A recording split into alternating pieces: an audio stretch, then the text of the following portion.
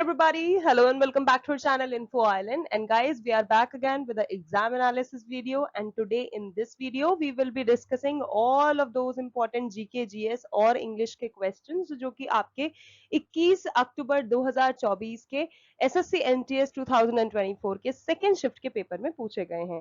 Guys, video बहुत important है उन सभी कैंडिडेट्स के लिए जिन्होंने एग्जाम दिया है, जिससे कि उन्हें पता पड़ जाए कि how many questions have they answered correctly, और उन सभी कैंडिडेट्स के लिए भी जिन्होंने एग्जाम नहीं दिया है, जिनके आगे आने वाली शिफ्टों में पेपर है, जिससे कि उन्हें मोटा मोटा पता पड़ जाए कि किस तरह का एग्जाम पैटर्न आ रहा है, किस तरह के एग्जाम में क्वेश्चंस पूछे जा रहे हैं, किस तरह से उनको अपनी प्रिपरेशन करनी है, so that they can plan accordingly, they can prepare accordingly कि भाई मुझे ये चीजें आती हैं, these are the topics that I have already prepared, these are the topics that I have to cover yet, and these are the topics that need 100% attention, या फिर ये मैं रिवाइज कर लूंगा तो चल जाएगा, एक्सेट्रा एक्सेट्रा. ऐसी सारी चीजें आपको एग्जाम एनालिसिस वीडियोस देखने से हेल्प करेगा.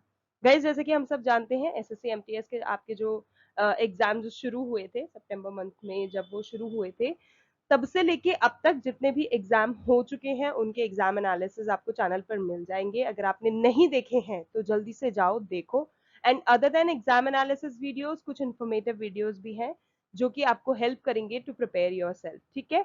और यस, 21 अक्टूबर का फर्स्ट शिफ्ट का जो एग्जाम का एनालिसिस वीडियो था वो ऑलरेडी हमने कल अपलोड कर दिया है चैनल पे. You can go and watch that out. And second shift में क्या क्वेश्चंस पूछे गए थे, चलिए जल्दी से देख लेते हैं. And yes, guys, before getting into the questions, before discussing the question, just a humble request यार, इतना भी कंजूसी मत करो. If you guys are new to the channel, या फिर आपके ऐसे यार दोस्त हैं जिन्होंने अब तक चैनल को सब्सक्राइब नहीं करा है, they are watching the content, they are looking for the content, but they are not subscribing yet. तो प्लीज यार सब्सक्राइब कर दो, it's free of cost. And also notification bell icon को भी hit कर देना, सो दैट जब भी हम किसी इन्फॉर्मेटिव वीडियो के साथ आए आपको उसका नोटिफिकेशन तुरंत से मिल जाए. It will help you and us both to connect on this platform. चलिए अब जल्दी से वीडियो को शुरू कर लेते हैं, बहुत सारी बातें हो गई. और yes guys, let me just tell you, during small chit chat session with our जितने भी स्टूडेंट्स हैं उनके साथ, जब छोटा सा एक चिट चैट सेशन हमने रखा था, उसमें पता चला है कि जो एसएससी एमटीएस का इस बार एग्जाम हो रहा है ना यार, वो उसमें जो जीके जीएस का लेवल आ रहा है, इट्स नॉट दैट इजी. तो प्लीज आप ये तो मत सोच लेना, जिन्होंने अभी तक एग्जाम नहीं दिया है, प्लीज इस अंधविश्वास में मत रहना कि जस्ट बाय रिवीजन आप निकाल लोगे. जो जीके जीएस का लेवल आ रहा है वो थोड़ा सा टफ है, कुछ क्वेश्चंस तो ऐसे आ रहे हैं जो कि भाई अटका ही रहे हैं कहीं ना कहीं. तो प्लीज अच्छे से प्रिपेयर कर लो, जो जो हम चीजें बता रहे हैं वो ध्यान में रखो. और यस, उसके बाद तो फिर न्यारे वारे न्यारे हैं. एसएससी एमटीएस का आप पेपर आराम से क्लियर कर लोगे. तो यस, बहुत सारी बातें हो गई आज के लिए, इतना काफी आई थिंक. अब देख लेते हैं क्वेश्चंस.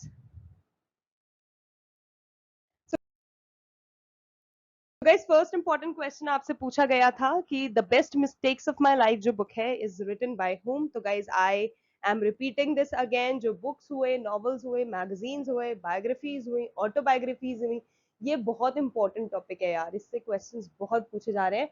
अच्छे से रट लो, जितनी बुक्स के बारे में देख सकते हो देख लो. और रेलिवेंट वीडियोस चाहिए, रिलेटेड वीडियोस चाहिए तो वो चैनल पर है, आप देख लेना, आपकी काफी हेल्प हो जाएगी. So the answer for this question is Sanjay Khan. Okay, ये रहा आपका संजय खान. नेक्स्ट क्वेश्चन पूछा गया था कि जो राजा रेड्डी हैं और राधा रेड्डी हैं, दे वर अवॉर्डेड विद पद्म भूषण. उनको पद्म भूषण अवार्ड दिया गया था इन the year 2000 by the Indian government for their contributions in art. ठीक है. अब आपसे पूछा ये गया था कि जो राधा रेड्डी और राजा रेड्डी हैं, ये किस डांस फॉर्म से रिलेटेड हैं, किसके लिए उन्हें ये अवार्ड मिला था. तो guys, let me just tell you, Raja Reddy and Radha Reddy जो है ये कुचिपुड़ी डांस फॉर्म से रिलेट करते हैं. And for their contributions in Kuchipudi dance form and dance art, उनको 1984 में पद्मश्री अवार्ड से नवाजा गया था. हम बात कर रहे हैं कुचिपुड़ी नृत्य की, तो let me just tell you, Kuchipudi नृत्य के कुछ ऐसे प्रमुख कलाकारों के नाम जिनसे रिलेटेड क्वेश्चंस बन के आते हैं, तो आपको पता होना चाहिए. जिसमें लक्ष्मी नारायण शास्त्री, स्वप्न सुंदरी, राजा और राधा रेड्डी जो कि अभी हमने देखा, यामिनी कृष्णमूर्ति, यामिनी रेड्डी, कौशल्या रेड्डी, वेम्पति चिन्ना सत्यम। गाइस वेम्पति चिन्ना सत्यम का भी क्वेश्चन आ चुका है, इंद्राणी बाजपेयी और भावना रेड्डी। ये कुछ ऐसे फेमस आर्टिस्ट हैं जो कि कुचिपुड़ी डांस से रिलेटेड हैं, तो प्लीज इनके नाम याद रखिएगा। Next is Deodhar trophy is related to which sports. तो गाइज जो देवधर ट्रॉफी है that is related to cricket, so cricket is your correct answer. And बात करें देवधर ट्रॉफी की, सो गाइज ये 50 ओवर का टूर्नामेंट है, और जो नाम है इस टूर्नामेंट का जो कि इसको दिया गया है देवधर ट्रॉफी, तो वो किस प्रोफेसर के नाम पे गिवन है वो भी मैं आपको बताना चाहूंगी। तो गाइज इस टूर्नामेंट को जो नाम दिया गया है it is given on the name of professor of Indian cricket. Guys यहाँ क्रिकेट की स्पेलिंग ठीक कर लेना, ई ऐड कर लेना। ओके, जो इंडियन क्रिकेट के प्रोफेसर रहे हैं डी बी देवधर, उनके नाम पे इस ट्रॉफी को नाम दिया गया है एज देवधर ट्रॉफी। और बात करें कि किस वर्ष ये देवधर ट्रॉफी स्टार्ट हुई थी, तो guys it started back in the year 1973-74। तो ये भी इंपॉर्टेंट फैक्ट है, याद रखना। Next question, new lamps for old. ठीक है, ये जो सीरीज है it was a series of articles 1893-94 that criticized the Congress for being out of touch with the proletariat. अब ये जो ऑथर थे इन आर्टिकल्स के वो आपसे पूछा गया था, वो कौन थे? तो गाइज इसका करेक्ट आंसर है औरोबिंदो घोष। जो औरोबिंदो घोष थे, he has written this series of articles named new lamps for old. Next question, the Finance Commission is constituted with one chairperson and how many other members? तो गाइस जो भी finance commission होता है उसमें एक जो मेन बंदा होता है वो तो होता है आपका चेयरपर्सन जो भी होता है, जिसको हम चेयरमैन के नाम से बोलते हैं। उसके अलग, अदर देन दैट चेयरपर्सन, उसके अलावा कुछ और इम्पोर्टेंट मेंबर्स होते हैं उस फाइनेंस कमीशन में, तो उनके नंबर होते हैं जो कि आपसे पूछा गया था, नंबर 4।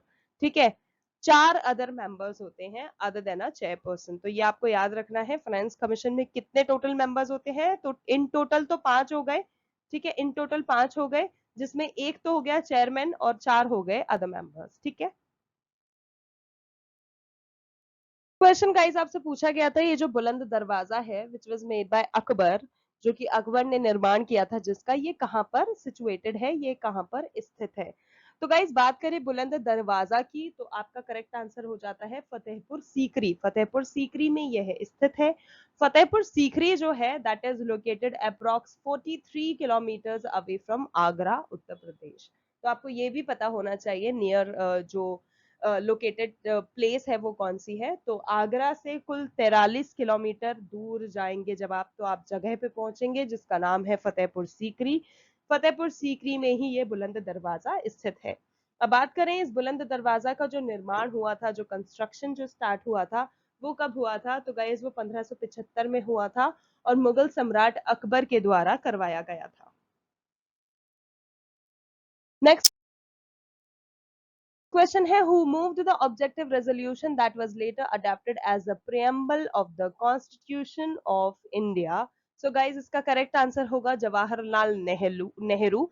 जवाहरलाल नेहरू के द्वारा यह कार्य किया गया था। और अगर आपसे पूछा जाता है कि कब किस वर्ष किया गया था, so guys 13th of December 1946 was the date when this particular thing happened, जब जो ऑब्जेक्टिव जो था उस रेजोल्यूशन को मूव किया हुआ था जो कि बाद में प्रेम्बल बन गया था of Indian constitution. Next question, what are the tunnels called that occur in the cell walls of the two adjacent plant cells? तो गाइस जो प्लांट सेल्स होते हैं उसमें ऐसे कुछ इस तरह की वो होती हैं, टनल टाइप की जो जगह होती है, तो आपसे पूछा गया था उसको क्या बोलते हैं? तो गाइस उसका करेक्ट आंसर है प्लाज्मोडेस्माटा। जो प्लाज्मोडेस्माटा है that is the term, that is the name, scientific name given to this particular thing, जो कि एक टनल जैसी होती है and which occur in the cell walls of the two adjacent plant cells. So plasmodesmata is your correct answer.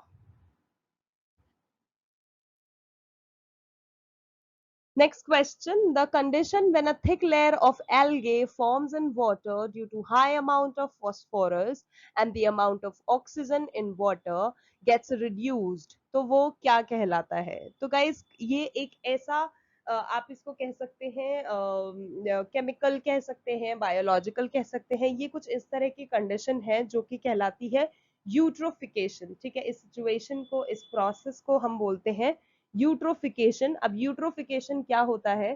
तो guys ये एक ऐसी कंडीशन है जब एक थिक लेयर फॉर्म हो जाती है, ठीक है, एल्गे जो होते हैं ना ग्रीन कलर के, you guys must have seen, तो जिसको हम हिंदी में काई बोलते हैं, very popularly and generally it is known as काई। तो वो जो ग्रीन कलर की थिक लेयर होती है, जो एल्गे होती है, जो पानी में आ जाती है ना? और क्यों आती है? Because there is a high amount of phosphorus and the amount of oxygen present there in the water at that point of time, और उस प्रोसेस को, उस फॉर्मेशन को हम यूट्रोफिकेशन बोलते हैं। Which state has topped the chart in 37th National Games 2023? So guys, साल 2023 में जो नेशनल गेम्स कंडक्ट करे थे वो था उसका 37वां सीरीज, 37वां एडिशन था आप बोल सकते हैं। और ये जो गेम्स थे ये कहाँ पर ऑर्गेनाइज हुए थे? तो गाइज ये गेम्स गोवा में आयोजित किए गए थे, जिसमें जो सबसे नंबर 1 पोजीशन पे था वो था महाराष्ट्र। तो Maharashtra is the correct answer. अब बात करें कि महाराष्ट्र ने कितने मेडल्स जीते थे इस गेम टूर्नामेंट में, तो गाइज उसने 80 गोल्ड मेडल्स, 69 सिल्वर मेडल्स और 79 ब्रॉन्ज मेडल्स, ये तीनों तीनों कैटेगरी के मेडल्स इतने नंबर में जीत के जो महाराष्ट्र था उसने नंबर 1 स्कोर करा था। ठीक है, and that's how Maharashtra has topped the chart in 37th national games 2023 that was held in Goa.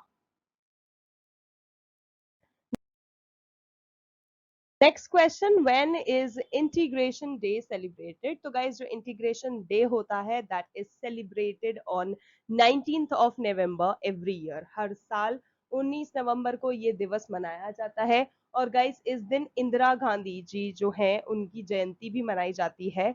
तो आप कह सकते हैं integration day shares the date and the event along with Indira Gandhi जयंती।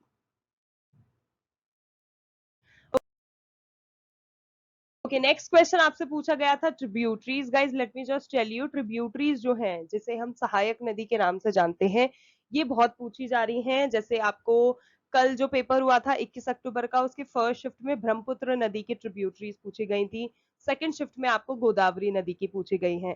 तो गाइज ट्रिब्यूटरीज से रिलेटेड वीडियो भी चैनल पर available है, आप देख लेना, आपकी काफी हेल्प हो जाएगी, because these questions are getting repeated and frequently इन नदियों की, सहायक नदियों के बारे में पूछा जा रहा है। तो बात करें गोदावरी नदी की, तो गाइस गोदावरी नदी जो है इसकी अगर ओरिजिन की हम बात करें कि ये कहाँ से निकलती है, ठीक है, इसका उद्गम स्थल का अगर हम बात करें, तो गाइस जो त्र्यंबकेश्वर है वहां पे ब्रह्मगिरी जो पर्वत लोकेटेड है, वहां से ये गोदावरी नदी निकलती है और फिर बंगाल की खाड़ी में जाकर वो गिरती है। अब बात करें कि ये किन किन राज्यों से, किन किन स्टेट से होकर गुजरती है, तो guys it crosses Maharashtra, Chhattisgarh, Telangana, Andhra Pradesh और उड़ीसा। ये कुछ ऐसी स्टेट्स हैं, ऐसे कुछ राज्यों के नाम हैं जहां से गोदावरी नदी होकर गुजरती है। अब coming back to the question की सहायक नदियां कौन सी हैं, तो गाइस पूर्णा, प्राणहिता, इंद्रावती, सबरी, प्रावरा, मंजिरा, मानेर, वर्धा, वेनगंगा और पेनगंगा, ये कुछ ऐसी नदियां हैं जो कि गोदावरी नदी की सहायक नदियां कहलाती हैं। अब गाइस इसी के साथ साथ दो इंपॉर्टेंट चीजें भी आपको पता होनी चाहिए कि जो गोदावरी रिवर है इसकी लॉन्गेस्ट ट्रिब्यूटरी कौन सी है और लार्जेस्ट ट्रिब्यूटरी कौन सी है। लॉन्गेस्ट यानी कि सबसे लंबी सहायक नदी है वो है गाइस मंजिरा। ठीक है, तो मंजिरा आपको यहाँ पे याद रखना है। और अगर आपसे पूछा जाता है बड़ी, लार्जेस्ट कौन सी है, तो गाइज वो है प्राणहिता। ये दोनों इंपॉर्टेंट फैक्ट है गोदावरी नदी की सहायक नदियों से रिलेटेड, प्लीज याद रखना, because there can happen a situation जब ये लॉन्गेस्ट और लार्जेस्ट आपसे पूछ लिया जाए। Okay, next question, what is the original name of Noor Jahan? तो गाइज नूर जहां जो थी, so if you guys know कि जो सम्राट जहांगीर थे उनकी काफी शादियां हुई थी, उन्होंने काफी काफी बार ही get involve in this thing called as marriage. तो उन्होंने काफी शादियां करी थी, जिसमें जो उनकी 20वीं वाइफ थी ना, उसका नाम था नूर जहां। और अगर हम बात करें जो उनका ओरिजिनल नेम था, मतलब जो नूर जहां थी उनका जो वास्तविक नाम था वो क्या था? तो गाइज वो था मेहरुन निसा। जो मेहरुन निसा जी थी, जिनका नाम नूर जहां रखा गया था, वो सम्राट जहांगीर की 20वीं पत्नी थी। Okay, next question, according to census survey 2011, which union territory has the highest urban population? guys बहुत इंपॉर्टेंट क्वेश्चन है, और अगेन बहुत इंपॉर्टेंट टॉपिक भी है जो आपका 2011 की जनगणना है, इससे तो बहुत भर भर के क्वेश्चन पूछे जाते हैं। तो I don't think that I need to tell you this again, कि आपको ये पहले से ही पता होना चाहिए कि ये टॉपिक कितना ज्यादा इंपॉर्टेंट है। And now that we know कि भाई ये इतना ज्यादा इंपॉर्टेंट है, तो चाहे इससे रिलेटेड कोई सा भी टॉपिक हो, चाहे वो सेक्स रेशियो का हो, लिटरेसी रेशियो का हो, पॉपुलेशन का हो, पॉपुलेशन डेंसिटी का हो, या फिर किस स्टेट की कितनी पॉपुलेशन थी, आपको ये सब पता होना चाहिए, क्योंकि ये सब इस बार क्वेश्चंस कवर हो रहे हैं। So yes, coming back to the question, ऐसी यूनियन टेरिटरी जिनका हाईएस्ट अर्बन पॉपुलेशन रहा है, तो गाइज वो दिल्ली और चंडीगढ़ है, जिसमें दिल्ली में 97.5% रहा है और चंडीगढ़ में 97.25% रहा है। And that's how these two union territory have topped the chart in highest urban population according to census survey 2011.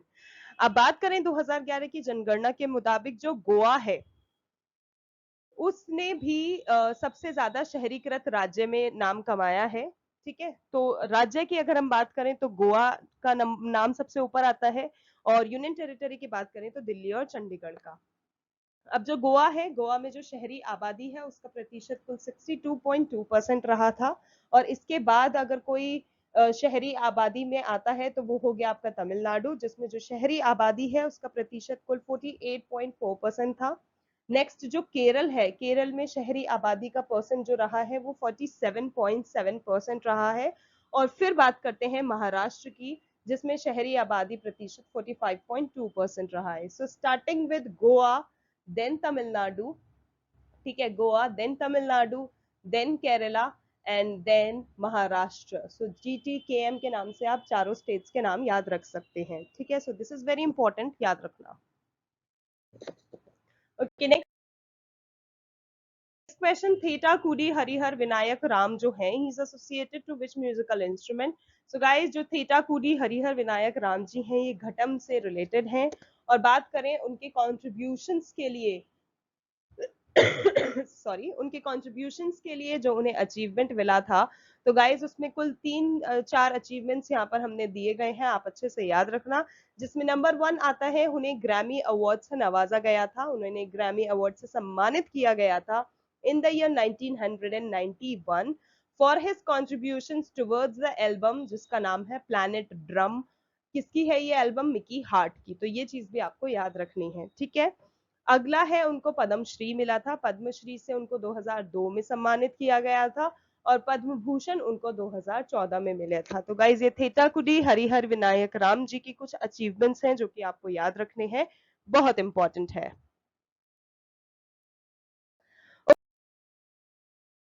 Okay, next question guys एक योजना से रिलेटेड है, और योजना वाला जो टॉपिक है वो भी काफी पॉपुलर हो रहा है इस बार, बहुत ज्यादा ट्रेंड कर रहा है, बहुत ज्यादा इससे रिलेटेड क्वेश्चन पूछे जा रहे हैं, तो वो चीज भी आप कवर कर लेना।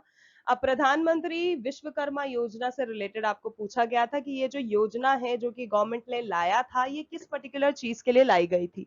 सो गाइज ये जो योजना थी, ये 17 ऑफ सितंबर 2023 में लाई गई थी, उस दिन लॉन्च करी गई थी। और इस पर्टिकुलर योजना को लाने का गवर्नमेंट का यही मोटो था कि वो स्किल ट्रेनिंग करना चाहते थे।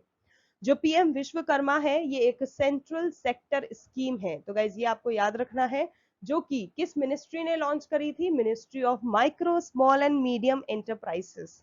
ठीक है, MSME, यहाँ पे आपको ये ध्यान रखना है, ministry of micro small medium enterprises, which is popularly known as MSMEs.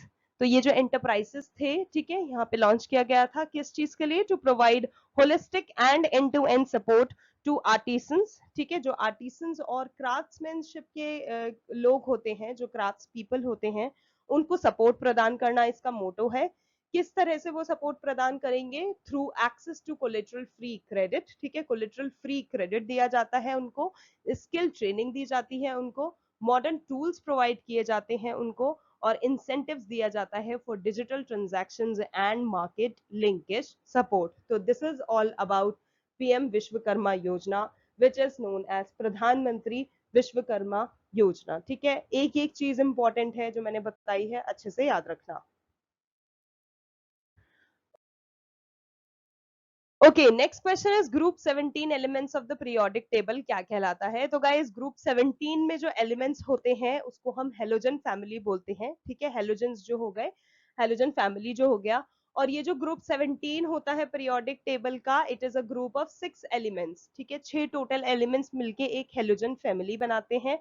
और उस हेलोजन फैमिली में कौन कौन से एलिमेंट्स मौजूद होते हैं? वो है आपके फ्लोरीन, जिसको हम एफ से डिनोट करते हैं, उसका सिंबल एफ होता है। क्लोरीन जिसे सी एल से डिनोट करते हैं। ब्रोमीन जिसे बी आर से डिनोट करते हैं। सॉरी। नेक्स्ट इज आयोडीन, जिसको हम आई से डिनोट करते हैं। नेक्स्ट इज एस्टेटीन, जिसको हम एटी से डिनोट करते हैं। And at last we have tennessine, जिसको हम टी एस से डिनोट करते हैं। So these are the elements जो कि साथ में मिलकर एक हेलोजन फैमिली बनाते हैं, जो कि ग्रुप 17 जो पीरियोडिक टेबल है उसमें मौजूद है। The elements in group 1 of the periodic table are called. तो गाइज ये चीज भी आपको जानना जरूरी है, ये तो बात हो गई हेलोजन फैमिली की। अब देख लो, जो ग्रुप 1 के जो एलिमेंट होते हैं पीरियोडिक टेबल में, उनको हम बोलते हैं एल्कली मेटल्स, तो ये चीज भी जरूरी है जानना। और जो ग्रुप 2 जो है आपका, उसमें जो एलिमेंट्स मौजूद होते हैं पीरियोडिक टेबल की, उसको हम एल्कलाइन अर्थ मेटल्स के नाम से जानते हैं। तो guys this is also important, this fact is very important, आपको याद रखना है। Okay, next question, to uphold and protect the sovereignty, unity and integrity of India is a provision made in the what? So guys इसका correct answer है, it is made in the fundamental duties, it is given in the fundamental duties जो होती हैं हमारी। और ये चीज किस आर्टिकल में मेंशन है? तो it is mention in article 51A, ठीक है, तो ये चीज आपको याद रखना है। Next question, Chandragupta Maurya kept his adviser on which position? या फिर आप इसको क्वेश्चन को इस तरह से भी मोल्ड करके पूछा जा सकता है कि जो चंद्रगुप्त मौर्य है उनके जो एडवाइजर थे वो कौन थे, ठीक है। तो guys talking about the adviser, जो सलाहकार थे चंद्रगुप्त मौर्य के, उनका नाम था चाणक्य, जिनको हम कौटिल्य के नाम से भी जानते हैं। He was the adviser of Chandragupta Maurya. And अगर हम बात करें कि वो कहाँ रहते थे, तो he used to live in Pataliputra, तो पाटलिपुत्र भी आपको याद रखना है, ठीक है। बात करें चाणक्य की, तो गाइस चाणक्य से रिलेटेड एक इंपॉर्टेंट चीज ये है कि जो चाणक्य थे, ही वाज द पर्सन जिन्होंने अर्थशास्त्र लिखा था, ठीक है, तो ये चीज भी बहुत इंपॉर्टेंट है जानना, इसको प्लीज अच्छे से याद रखना कि अर्थशास्त्र जो था वो चाणक्य ने लिखा था। ओके, नेक्स्ट क्वेश्चन गाइस, इसमें थोड़ा सा कंफ्यूजन हो गया था बच्चों को, उनको लगा था कि आपसे पूछा ये गया था that which bank institutions help in micro finance loans. तो गाइस थोड़ा सा बच्चों को कंफ्यूजन ये हो गया था, and they have marked RBI here as the correct answer, but guys no, NABARD which is national bank for agricultural and rural development, ठीक है, तो ये जो है आपका नाबार्ड होगा, ठीक है। So yes, NABARD is the bank institution that will help in microfinance loans. तो आपको ये नाम याद रखना है। And I'm sorry जिन्होंने RBI मार्क करा वो आपका गलत हो जाता है, because NABARD is the correct answer here. Okay, next very popular, very common question कि भांगड़ा और गिद्दा जो है ये किस स्टेट के मेजर डांस फॉर्म्स हैं? तो गाइस जब भी भांगड़ा की बात आती है, वी नो कि पंजाब को पंजाब से रिलेटेड है। गिद्दा की बात आती है तो again it is related to Punjab, so these two dance forms are related to Punjab. Next question, which ministry launch national career service portal, जिसको हम NCSP, ठीक है, NCSP के नाम से जानते हैं। तो guys national career service portal जो है ये ministry of labour and employment के द्वारा लॉन्च करी गई एक चीज थी, एक स्कीम आप कह सकते हो, वो थी एक सर्विस करियर पोर्टल था। और अगर आपसे पूछा जाता है कि कब लॉन्च किया था, तो मिनिस्ट्री जो पूछा गया उसका आंसर तो हो गया ministry of labour and employment. कब किया गया था, तो it was launched on 20th जुलाई 2015। अब बात करते हैं कि ये एनसीएस पोर्टल यानी कि नेशनल करियर सर्विस पोर्टल है क्या।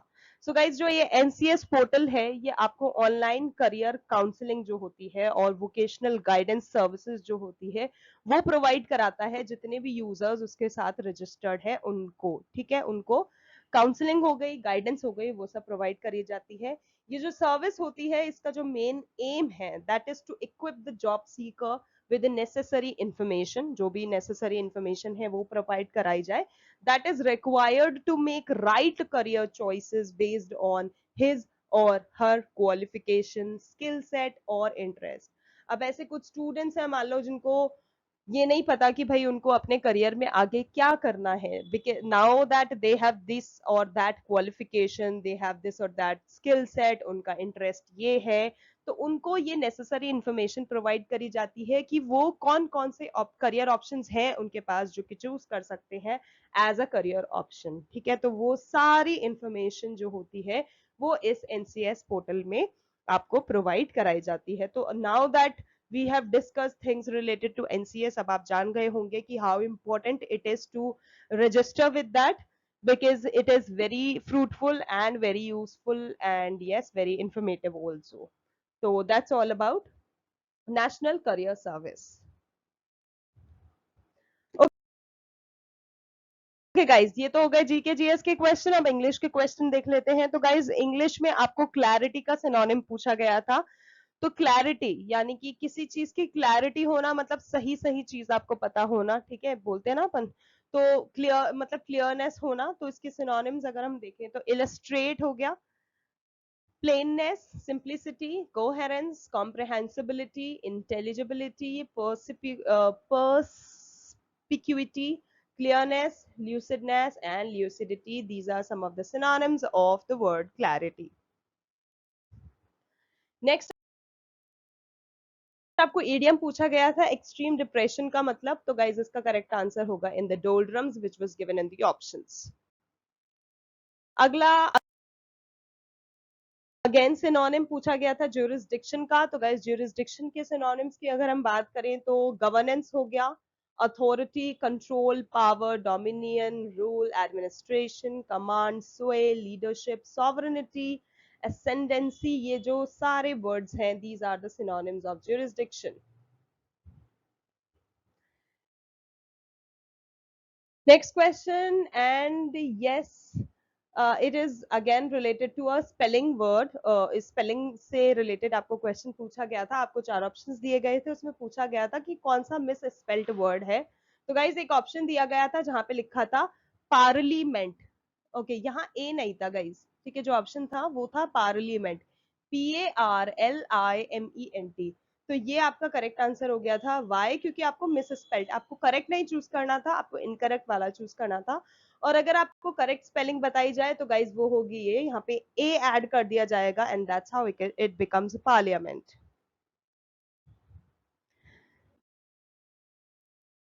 And yes, guys, the last question for today's video. What does the idiom head in the clouds mean? Head in the clouds मतलब होता है कि बहुत ज्यादा इम्प्रैक्टिकल होना, मतलब आप प्रैक्टिकली किसी चीज को नहीं देख रहे हो, आप बहुत ज्यादा fancy your thinking, you know, you are very aloof, आप उसको कह सकते हैं। तो हेड इन द क्लाउड्स का मतलब होता है इम्प्रैक्टिकल, ठीक है।